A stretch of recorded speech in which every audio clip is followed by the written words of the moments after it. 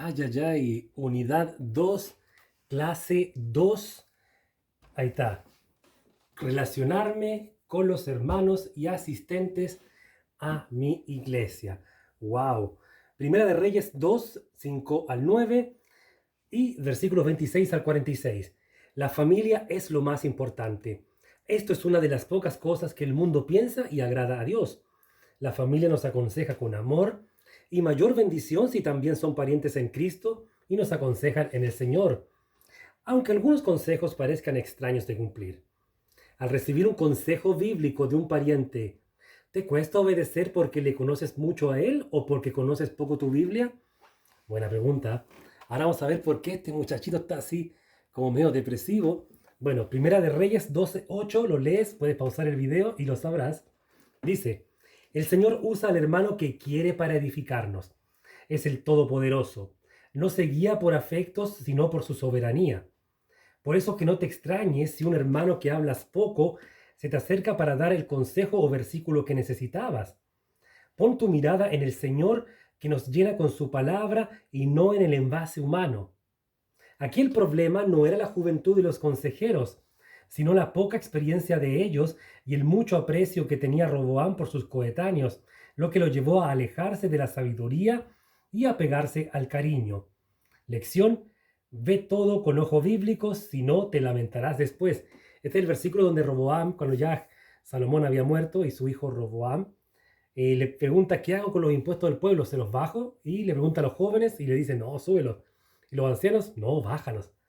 Y él hace caso, y yo creo que está igual que el joven después en una placita en Jerusalén diciendo: ¿por qué le hice caso a los jóvenes? Porque ahí se le dividió el reino en el norte con Jeroboam, si no me equivoco, y en el sur con las tribus que quedó él de Judá y de Benjamín. Pero esa es otra historia. Sigamos. Marcos 10, 17, 22. Del joven rico aprendemos que no por tener tus propios ingresos económicos vas a estar alejado de las cosas de Dios. Claro, algo bueno tenía el hombre. Pero las dos lecciones más grandes las vemos al final. Él iba corriendo, y por eso está esa foto de dos jóvenes corriendo, donde Jesús, a quien veía como maestro, pero al final perdió el entusiasmo inicial porque no le gustó la respuesta que él le dio.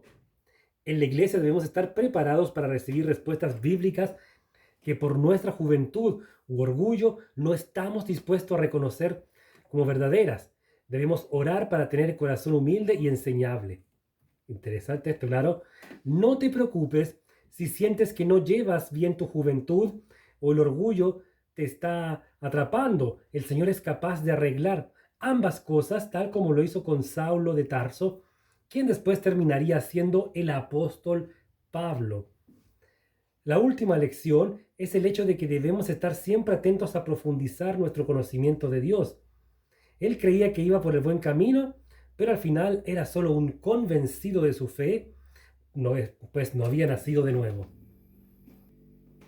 Ya. Esta reflexión del joven rico no tenía preguntas, así que en tu grupo de estudio de joven, lo que puedes hacer es leer el joven rico en Marcos y sumar también en Lucas, que igual aparece, si no me equivoco, y conversar acerca del tema. Siguiente párrafo toma 1 Timoteo capítulo 5, versículo 1, 2, Tito capítulo 2, versículo 3 y 8. La misma Biblia te apaña. En estos versículos vemos que se ordena a los mayores a que te enseñen de todo. Las canas y las ropas más formales no tienen por qué ser causa de rechazo, amigo. Y como decía mi abuelita, todos vamos para allá mismo. Claro, cuando de repente dice: mira el viejito, mira el caballero este, ¿no? Todos vamos para allá mismo si el Señor permite que lleguemos, que avancemos en años. Primera de Pedro 5:5 sería el resumen de la relación ideal que debiese haber entre estas dos generaciones, recordándonos que a ambas bendice Dios y a ambas nos manda a respetarnos. A los ancianos, primero les pedirías consejos de vida secular o de vida espiritual. O sea, ¿cómo usted encontró su primer trabajo? ¿Cómo usted se conoció con su esposa de ese corte? O le diría: hermano, usted hay que llevar todo en el evangelio, ¿cómo se hace para evangelizar en la calle, en los estudios, etcétera? Interesante, ¿ah? Ahora viene con estas fotos de boxeo. Segunda de Timoteo 2:22. Repito, se lee el versículo en el grupo, Se hace la pausa que en el video acá, ¡fum!, lee y continuamos. La Biblia siempre se debe estudiar en su contexto, no quedarse en el versículo o frase fuerte, como pasa aquí con las pasiones juveniles, pues el mismo versículo te da la solución a cómo huir de ellas, y esta es reuniéndote con los creyentes. Lo que mayormente se da en tu iglesia local, donde te puedes topar con decenas de ellos. Al final, la iglesia local no es un ring de boxeo donde combaten las diferentes generaciones. Ahí tendieron la foto porque ven. Buen testimonio. Y aquí vemos a un jovencito, ojalá seas tú ahí. ¿Ven? Un muchacho joven, debe tener unos 23, 24 años, así que joven para ser predicador. Buen testimonio. Al que mandan a huir de las pasiones juveniles es un joven, como tú, que tenía buen testimonio en la iglesia. ¿Como tú también? Pregunta. En Hechos 16, 2, 3 y 17, 15 podemos ver su obediencia en temas de mejorar su testimonio, como en obedecer a dónde huir de la persecución y poder seguir sirviendo, circuncisión y viaje a Atenas. Querido joven, Timoteo debe ser tu modelo a seguir, que muchos testifiquen de cómo el Señor te usa. En general no se habla bien de los jóvenes en la iglesia por su apatía y servicio, pero Timoteo te muestra que en el Señor puedes ser servicial y agradable, y hasta puedas un día predicar a otros en tu iglesia.